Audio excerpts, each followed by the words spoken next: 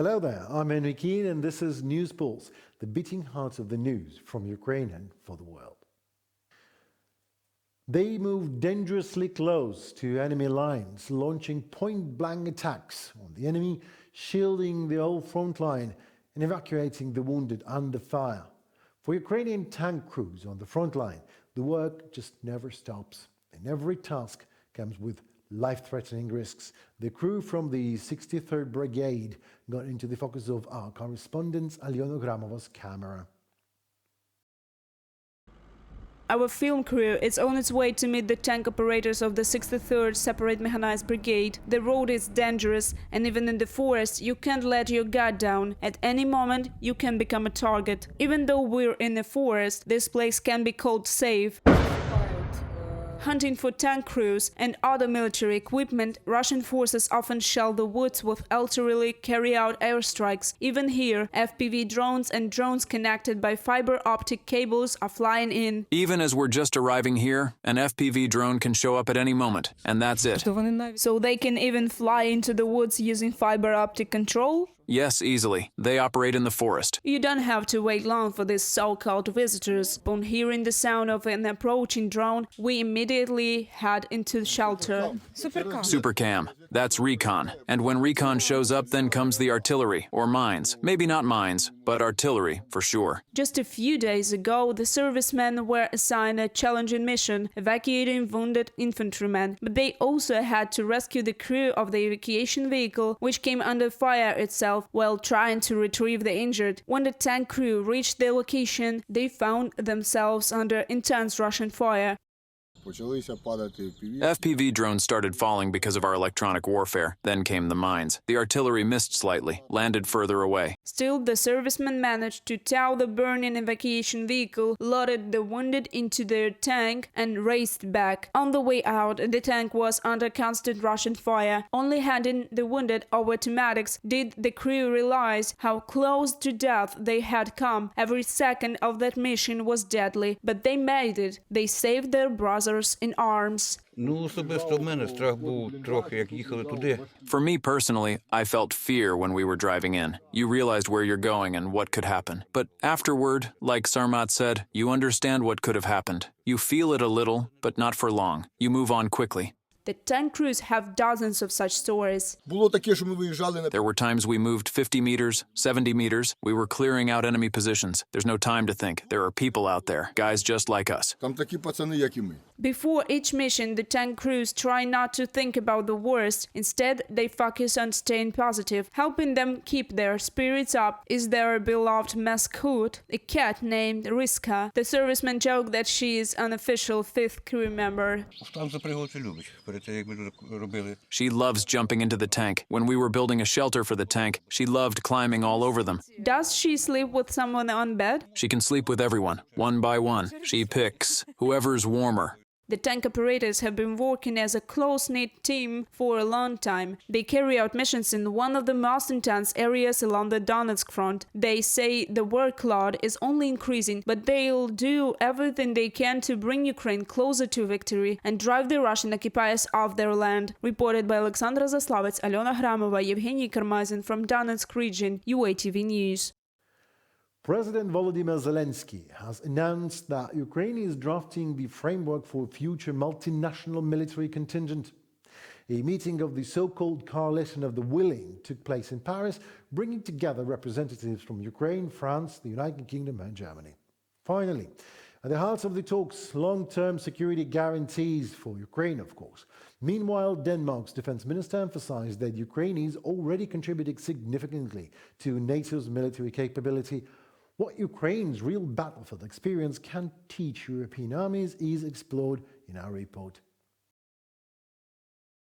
Denmark intends to study the real combat experience of the Ukrainian army. According to Peter Boysen, chief of the Royal Danish Army, Copenhagen will send military personnel to Ukraine for training and instruction. He emphasized that the soldiers will arrive unarmed and the training bases will be located in western Ukraine to reduce the risk of Russian attacks.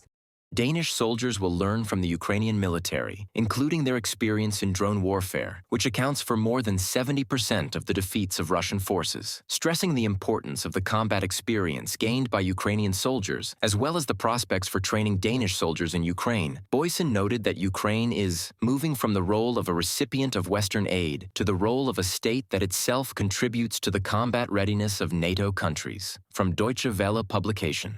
The news of Danish troops being sent for training in Ukraine has caused unease in the Kremlin. Danish broadcaster TV2 cited a letter the Russian embassy sent to Copenhagen warning that if Danish forces travel to Ukraine for training, Moscow cannot guarantee their safety, stating that all military facilities in Ukraine are considered legitimate targets for the Russian armed forces. NATO member states are increasingly eager to learn from Ukraine's battlefield experience. Ambassador of Ukraine to Germany stated that Ukraine is open to training German troops in drone warfare. According to Oleksiy Makiev, no Bundeswehr soldier currently has real combat experience comparable to that of Ukrainian servicemen. Ukraine has a huge army of almost 1 million people who know exactly how to fight the Russians. We have the strongest army in Europe today. The Ukrainians would make a very important contribution to NATO. An exchange of experiences is already taking place. We would also be available for training. I could well imagine that. Oleksiy Makiev, ambassador of Ukraine to Germany, in an interview with Redaktions Netzwerk Deutschland. Meanwhile, Kyiv is in ongoing discussions with international partners about a future foreign military contingent to help enforce a potential ceasefire, according to the President of Ukraine, Volodymyr Zelensky. Defense Minister of Ukraine, Umerov, reported on communication and cooperation with our European partners. New support packages are coming, and we're preparing a new security architecture, including all the specific details of how a partner security contingent could function in Ukraine. From our side, we will do everything necessary to ensure that political decisions regarding the deployment of such a contingent are implemented as swiftly as possible. As part of the coalition of the Willing Plan, the United Kingdom is prepared to send a mission to Ukraine for 5 years, the Telegraph reports. The mission would not only provide land-based support, but also defense in the air and at sea. The main goal is to prevent another attack by the aggressor state and to support Ukraine's defense forces. Citing French military planners, analysts suggest that President Putin is unlikely to risk another invasion if Western troops are visibly present in Ukraine. However, before deployment, all details of the mission must be thoroughly negotiated. The rules of engagement and the rules of self-defense and what to do if the peacekeeping or stabilization mission is in any way attacked, these are some of the most vexing and difficult questions to grapple with. One would assume they'd also be part of any negotiation that gives this kind of force a mandate. Again, hypothetical, we're nowhere near a stabilization force with an active mandate.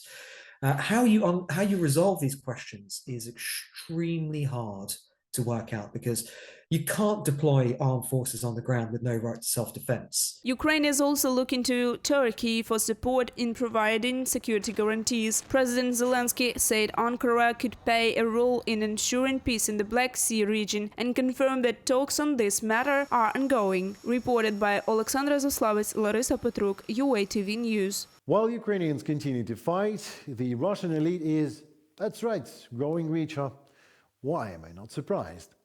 Over the past year, the number of dollar billionaires in Russia has grown from 125 in the beginning of 2024 to 146 in 2025. According to Forbes, their combined future has reached a record of over $625 billion, a figure that, by the way, now nearly equals the size of the Russian central bank's international reserves. Just saying. These profits are concentrated in the hands of those closest to dictator Putin, of course. Our correspondents look into who has gained the most from Russia's brutal, criminal and unprovoked aggression against Ukraine. While the Russian government continues to send its citizens to the front lines on its war against Ukraine, the country's wealthiest individuals are getting even richer. Russia now ranks 5th in the world in terms of the number of billionaires. Topping the list of Russian tycoons in Lukoil shareholder Vagit Alekperov with a net worth of $28.7 billion. Close behind is the owner of Severstal, Alexei Mordashov, worth $28.6 billion. In third third place is Leonid Michelson, co-owner of gas and petrochemical giants Novatek and Sibur, with an estimated fortune of $28.4 billion according to Forbes. The list also includes several newcomers who amassed their wealth in coal, finance, IT, pharmaceuticals, agriculture, food production, real estate, retail, transport, and energy sectors. Among them are three heirs: Lyudmila Kogan, widow of banker Vladimir Kogan, $1.3 billion, and Anton and Ekaterina Fedun, children of Lukoil co-owner Leonid Fedun, each with $1.1 billion, from the Moscow Times publication. In total, the number of Russian billionaires on the Forbes list increased by 21 over the past year, with 15 new entries, 10 returnees, and 4 dropouts. Meanwhile, tech entrepreneur Pavel Durov, founder of Telegram, and Andrei Melnichenko, former of Eurochem, are now counted among the richest residents of the United Arab Emirates. Alisher Usmanov appears on the list of Uzbekistan's wealthiest. From within Russia, Suleiman Karimov, a senator representing Dagestan, remains in the top 20 richest Russians. His family fortune grew by nearly $6 billion over the past year. Former President and Prime Minister Dmitry Medvedev does not appear on the new billionaire list, but companies and foundations linked to him posted record profits in 2024, totaling 8 billion rubles, according to documents reviewed by journalists from Можем объяснить. The funds were reportedly used to expand Medvedev's estate in the town of Plyos, Ivanovo region. The most profitable asset in Medvedev's empire was FinConsulting K, a company that owns vineyards in Tuscany. While it suffered a loss of 941 million rubles in 2023, it posted a profit of 4.1 billion rubles in 2024. The Winter Sports Support Fund also tripled its profits, from 772 million to 280 million rubles. Meanwhile, the Gradislava Foundation, which owns Medvedev's estate in Plyos, increased its profit from 865 million to 926 million rubles, from the Moscow Times publication. Following Western sanctions targeting Russian oligarchs, Vladimir Putin began redistributing assets from departing international companies to loyal businessmen, often for a fraction of their real value. This is seen as one of the Kremlin's mechanisms for enriching its inner circle. Despite sanctions, Putin recently claimed that Russia now has the fourth largest economy in the world, behind China, the US, and India, a statement he made while visiting the nuclear submarine Arkhangelsk. However, wealth in Russia remains extremely unevenly distributed, and the gap between the ultra-rich and the poor countries to widen. Russia's federal budget remains heavily dependent on oil and gas exports, just as it was 20 years ago. For economists, the most accurate reflection of Russia's economic health is still the price of oil. Oil fell in price from $75 to $63 per barrel. That is, by more than 18% literally for 3 trading sessions. This is the strongest collapse of oil, such was not in 2008 in the crisis, neither in the crisis of 2001 nor in the 20th year during the COVID, and, accordingly, copper also fell in price, such a basic industrial metal, which is such a leading indicator of the general state of the global industry of world trade, also fell in price by almost 23% for the time of these sanctions, Trump. Western sanctions have brought multiple sectors of the Russian economy to the brink, with aviation suffering the most. Domestic air travel is now considered by many to be a form of extreme terrorism due to the growing number of accidents and emergencies. The Kremlin has reportedly appealed to the United States for sanctions relief on Aeroflot, Russia's state-owned airline. According to Bloomberg, Moscow is also seeking permission to buy Boeing aircraft using frozen state assets held abroad. Neither the US State Department nor Boeing has commented on the request. Kremlin, too, remains silent on the issue. Reported by Alexandra Zaslavets, Victoria Smirnova, UATV News. It was me, Henry Keane, and News Pulse. Goodbye and see you at the next beat.